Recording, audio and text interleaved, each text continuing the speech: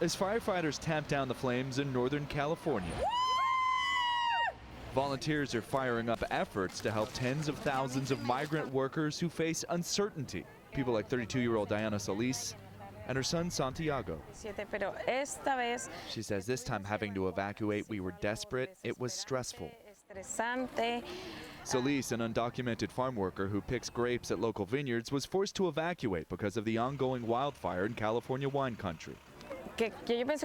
She says she knows the community is worried, especially about our finances. We haven't been able to work. We are worried.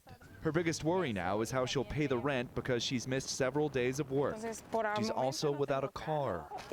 Hundreds of migrant workers just like Diana showed up at a community center in the town of Healdsburg on Thursday for clothing, food, and services. And really in the winery, vineyard, hospitality economy, they make up the majority of our labor force. The group providing aid is called Corazon Healdsburg. In Sonoma County alone, they say they've helped more than 2,500 families. I think there is a lot of uncertainty about when people will be able to return to work, how they'll be able to make up for lost wages. The blaze forced more than 180,000 to evacuate and destroyed roughly 140 homes.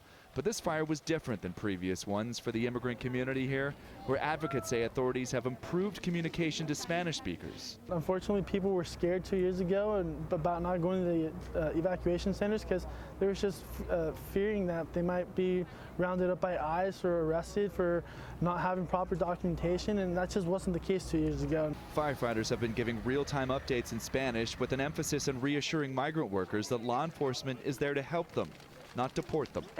She says this is one of the few places we feel secure. Police have told us they are not cooperating with immigration authorities. Advocates and authorities here describe the immigrant community as the backbone of the local agricultural economy.